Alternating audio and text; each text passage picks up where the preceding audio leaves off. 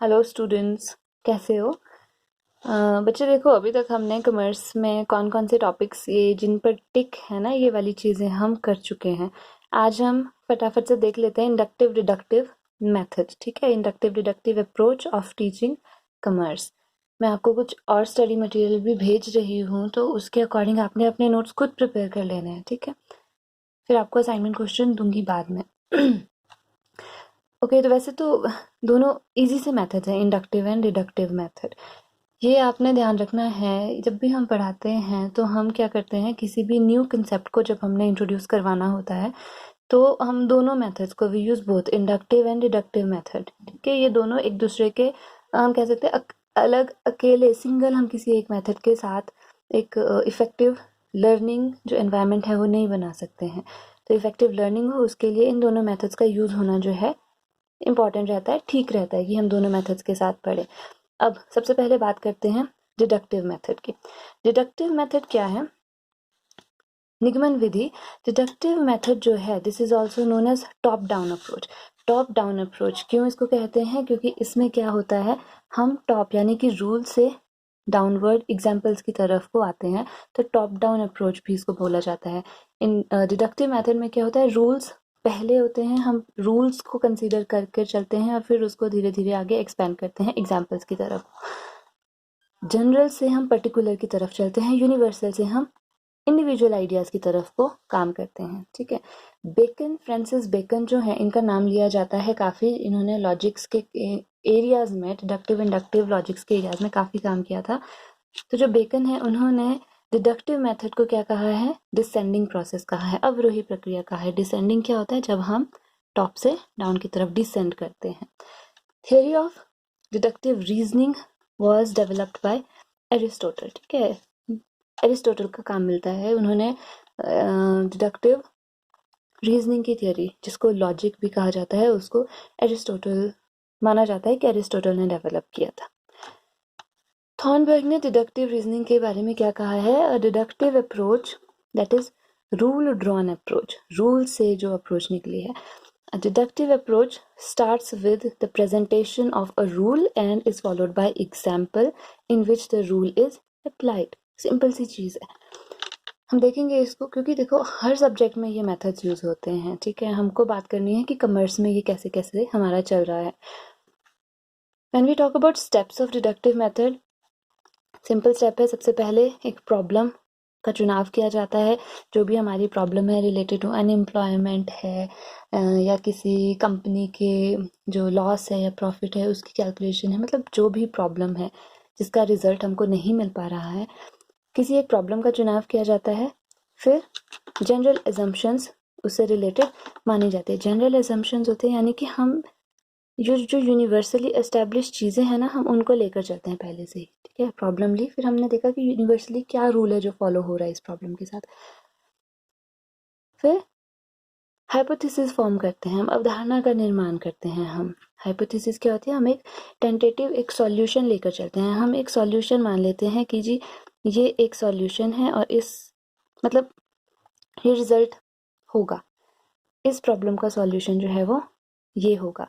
कैसे निकालते हैं, हम कोई प्री डिफाइंड रूल उसको हम पहले ही एक्सेप्ट कर लेते हैं, फिर हम उस एक्सेप्टेड रूल के बेस पे एक सोल्यूशन फॉर्म करते हैं। फिर हम नेक्स्ट क्या करते हैं, बस सॉल्यूशन की टेस्टिंग करते हैं, सिर्फ वेरीफाई करते हैं हम हाइपोथेसिस को। फिर देखते हैं कि जो हमने जो जनरल रूल है करेक्ट है नहीं है, या उसको चेंज किया जा सकता है। रिजेक्ट करते हैं, करेक्ट सिलेक्ट करते हैं, या फिर उसको चेंज करते हैं, रिवाइज करते हैं, जो भी है। पर मेन है क्या डिडक्टिव मेथड में कि हम सबसे पहले एक सेट रूल के साथ चलते हैं, फिर उसको आगे आगे आकर विद एग्जांपल वेरीफाई करने की कोशिश करते हैं। देखो इकोनॉमिक्स के जो रूल्स हैं वो हमेशा ही वेरीफिएबल भी नहीं होते हैं। इकोनॉमिक्स जो है वो ह्यूमन बिहेवियर के ऊपर काफ़ी डिपेंड करती है, इकोनॉमिक साइंस। ठीक है, साइंस ऑफ इकोनॉमिक्स, तो उसमें जो है डिडक्टिव मेथड मैक्सिमम इकोनॉमिक्स के लॉज को वेरीफाई करने के लिए यूज़ किया जाता है। जैसे कि हमारे पास कुछ रूल्स हैं इकोनॉमिक्स के बेसिक कि ह्यूमन वांट्स आर न्यूमरस। अब ये कैसे इस्टेब्लिश हुआ होगा, या हम ठीक है, ये कुछ रूल्स हैं, हम किसी प्रॉब्लम के सॉल्व करने के लिए हम इन रूल्स को प्री रिक्विजिट मान के चलते हैं, फिर आगे आगे चल के अपनी तरफ से सॉल्यूशन जोड़ते हैं और फिर उसको टेस्ट करके वेरीफाई करते हैं। ये कुछ रूल्स हैं। Saving is a function of income. तो ये कुछ रूल्स हैं जिस रूल्स को हम बेस मान के चलते हैं किसी भी प्रॉब्लम को डिडक्टिवली सॉल्व करने के लिए। हम मान लीजिए एक एग्जांपल लेते हैं कि हमने बच्चे को लिखना सिखाना है कि बैलेंस शीट किस तरह से लिखी जाती है। तो हम क्या बताएंगे उनको? We will tell them various parts of the sheet कि कहाँ कहाँ पे आपको किस तरह से एंट्री करनी है। बुक कीपिंग की बात करें, हम बता सकते हैं कि जब आप किसी से पैसे ले रहे हैं उसकी एंट्री किस तरह से लिखनी है, जिससे यानी जिसको पे किया है उसकी एंट्री आप किस तरह से करेंगे। तो बच्चे को हम एक दो बार स्टार्टिंग में हम उसको क्या बता देंगे, एक पूरी बुक कीपिंग किस तरह से करते हैं हम पूरा एक फॉर्मेट उसके सामने रख देंगे। फिर धीरे धीरे उसको कहेंगे कि अब फर्स्ट स्टेप में आप लिखिए, दूसरी बार एक फर्दर एग्जाम्पल के साथ हम उन्हें देंगे, जैसे आप बुक में देखोगे आपको पीडीएफ सेंड किया है। तो इस तरह से डिडक्टिव रीजनिंग के थ्रू हम वेरियस लॉज को क्या करते हैं, हम रूल से चलते चलते एग्जाम्पल सेट करते चलते हैं। इसके कुछ फ़ायदे रहते हैं इसी वजह से कि एक तो ये काफ़ी टाइम सेविंग मेथड है, क्योंकि पहले ही हम रूल्स बता देते हैं, फिर बच्चे ने कुछ अपना दिमाग नहीं लगाना है, उसी के बेस पे वो सारी अपनी एजम्पशन फॉर्म करता है, उसी के बेस पे आगे चलता है, इसीलिए टाइम सेविंग मेथड है। इसके थ्रू जो लर्निंग होती है वो ऑब्वियसली ईजी लर्निंग प्रोवाइड करवाता है ये। इसमें जो कंप्लीशन है कंटेंट की, जो विषय है वो बड़ी जल्दी पूरा हो जाता है और आसानी से पूरा होता है, क्योंकि टीचर को बहुत ज़्यादा चीज़ें सोचने की ज़रूरत नहीं है, उसको बहुत एक्सप्लेनेशन देने की ज़रूरत नहीं है। उसने स्टार्टिंग में बता दिया कि क्या रूल है, उसके बेस पे बच्चा खुद ही इन्फ्रेंस निकालता है। This is very ideal for student with higher cognitive abilities, क्योंकि बच्चे को रूल पता है, उसने अब आगे उसको क्या करना है, हायर एबिलिटीज़। क्यों? क्योंकि हमने कहा इसमें टेस्टिंग होती है, वेरिफिकेशन की जाती है। तो टेस्टिंग और वेरिफिकेशन के लिए लगते हैं मैथमेटिकल फिनोमिना, स्टैट का यूज़ होता है, रूल्स का यूज़ होता है। तो हायर कॉग्निटिव एबिलिटीज़ वाले बच्चे इसको अच्छे से कर सकते हैं। This is not suitable for slow learners और जो यंग लर्नर्स हैं उनके लिए सुटेबल नहीं है। Then wider scope of subject matter can be covered through this। क्यों? क्योंकि डिडक्टिव मेथड बहुत इजी मेथड है। आप ऑलमोस्ट बहुत सारे ऐसे सब्जेक्ट है जिसको आप जिन कंटेंट को आप कवर कर सकते हो डिडक्टिव से। आप सीधे रूल बता सकते हो, फिर डायरेक्टली एग्जांपल दे सकते हो, ठीक है। तो बहुत सारी चीज़ें कवर आसानी से हो सकती हैं। जहाँ इसकी डिसएडवांटेज की बात करें तो स्टूडेंट इन्वॉल्वमेंट कम होगा, क्योंकि टीचर, ये कैसा मेथड है डिडक्टिव, ये टीचर सेंटर्ड मेथड है बहुत ज़्यादा। तो इसमें छात्रों की भागीदारी कम रहती है, क्योंकि आपने ही रूल बताया है, एग्जाम्पल्स आप दे रहे हो, बच्चे को उसका काम मेनली टेस्टिंग का है, वो भी उसको वेरीफाई और वो सब करना है। तो मैक्सिमम जो है वो स्टूडेंट क्या रहते हैं, इन्वॉल्व नहीं होते हैं, क्योंकि ये सबके लिए सुटेबल नहीं है, तो मैक्सिमम पार्टिसिपेशन नहीं जाती। It is not suitable for younger learner, या जो शुरुआती दौर के जो प्रारंभिक या आरंभिक जो अधिगम करता है उनके लिए सुटेबल नहीं है। Students may believe that learning means learning rules only, ठीक है। उनमें क्रैमिंग की पावर, क्रैमिंग की हैबिट उनमें इंक्रीज होती है। उनका लर्निंग का मतलब सिर्फ रूल लर्निंग से होता है, जो कि गलत चीज़ है लर्निंग के लिए। इस तरह से लर्निंग कभी भी परमानेंट नहीं हो सकती है, इसीलिए ये बिलीव बन जाता है। तो ये इसकी एक डिसएडवांटेज है, इसकी लिमिटेशन है। इट इज़ टीचर सेंटर्ड, क्योंकि हमारा जो टीचिंग लर्निंग प्रोसेस है वो इंटरेक्शन वाला होना चाहिए, लेकिन इसमें इंटरेक्शंस नहीं हो पाएंगी, क्योंकि बच्चे को आपने कुछ भी काम नहीं दिया है एक तरह से, ठीक है। आप प्रेजेंट कर रहे हो, एग्जाम्पल आप दे रहे हो, तो टीचर सेंटर्ड मेथड है। और ये एक इफेक्टिव टेक्निक नहीं है पूरी क्लास को पढ़ाने के लिए। फाइन। बोल्डिंग ने एक डेफिनेशन दी थी कि डिडक्टिव मेथड जो है ये मानसिक खोज की विधि है। It is a method of intellectual experiment. खैर, बात करते हैं अगर हम इंडक्टिव मेथड की, तो इंडक्टिव मेथड आगमन विधि जो है, जहाँ पर डिडक्टिव मेथड हमारी बॉटम डाउन टेक्निक थी, जो इंडक्टिव मेथड है वो क्या है, हमारा बॉटम अप है। बॉटम अप क्यों? बॉटम एग्जाम्पल से रूल की तरफ को हम चलते हैं, एग्जाम्पल टू रूल चलते हैं, पर्टिकुलर इंस्टांस से किसी जनरल थ्योरी की तरफ को चलते हैं, इंडिविजुअल आइडिया से यूनिवर्सल रूल की तरफ को चलते हैं, ठीक है। इंडक्शन में जब दोनों मेथड्स डिस्कस कर लेंगे ना, फिर आपको इसके स्टेप्स की भी क्लैरिटी होगी कि चल क्या रहा है आखिर दोनों में। इंडक्टिव मेथड जो है, it was advocated by Francis Bacon, and Bacon ने क्या कहा कि induction is an ascending process, ठीक है, आरोही प्रक्रिया है, इसमें हम चढ़ाई करते हैं, छोटे छोटे इंस्टेंस, छोटे छोटे इंडिविजुअल आइडियाज़ के साथ मिलकर हम कहाँ पहुँचते हैं, रूल पर जाकर पहुँचते हैं। तो ये आरोही प्रक्रिया है। इसके स्टेप्स कैसे रहते हैं? सबसे पहले एक प्रॉब्लम होगी, प्रॉब्लम है, प्रॉब्लम जब मिलेगी उससे हम क्या करेंगे, डाटा कलेक्शन करेंगे। देखो डिडक्शन में प्रॉब्लम के बाद हमने एजम्पशन बनाई थी, हमने एक रूल ले लिया था, लेकिन इंडक्शन में क्या कर रहे हैं, प्रॉब्लम है, हम क्या कर रहे हैं, डाटा कलेक्शन कर रहे हैं। डाटा कलेक्शन के बाद डाटा को ऑब्जर्व किया जाएगा और उसके बाद जाके जनरलाइजेशन की जाएगी। जनरलाइजेशन मीन्स जनरल रूल, एक सामान्य रूल एक बनाया जाएगा। और डिडक्शन में क्या था, प्रॉब्लम थी, फिर एजम्पशन थी, फिर हम एक रूल बना रहे थे, ठीक है, फिर हम उस रूल को टेस्ट कर रहे थे कि वो रूल काम करता है, नहीं करता है, या चेंज करने लायक है, या व्हाटसोएवर। इंडक्शन में उल्टा है, प्रॉब्लम है, अब रूल बनाने की तरफ हम चल रहे हैं, लास्ट में जाके हम रूल बनाएंगे। डाटा कलेक्ट किया, ऑब्जर्व किया, जनरलाइज किया।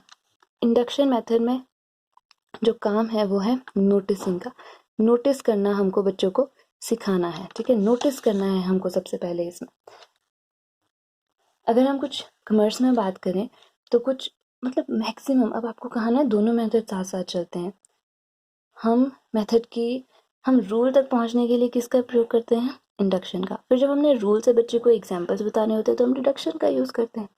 ये दोनों साथ साथ में चलते हैं।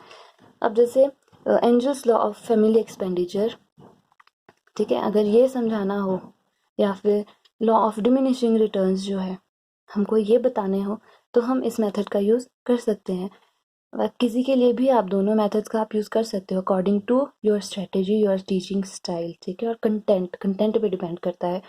तो अब जैसे लॉ ऑफ डिमिनिशिंग रिटर्न्स हैं, तो लॉ ऑफ डिमिनिशिंग रिटर्न्स क्या बोलता है कि अगर हम प्रोडक्शन इंक्रीज़ करवा दें और बाकी सारे फैक्टर सेम रखें, तो जो रिटर्न है वो ओवर द टाइम पीरियड क्या हो जाएगा, इंक्रीज़ की बजाय डिक्रीज़ होने लग जाएगा। तो हम कैसे समझा सकते हैं उनको, बच्चों को इंडक्शन के थ्रू, कि हम उनको ऑब्जर्वेशन तक ले जा सकते हैं, कि हम बता सकते हैं कि मान लो एक पेंसिल कंपनी है, उसने अपनी प्रोडक्शन जो है वो इंक्रीज़ कर दी, लेकिन बाकी उसका मार्केट सेम रहा, सब कुछ सेम रहा, तो क्या होगा, तो पेंसिल कंपनी को ओवर द टाइम जो है वो थोड़ा सा लॉस ऑब्वियसली हो सकता है, ठीक है, फर्स्ट इंस्टेंस।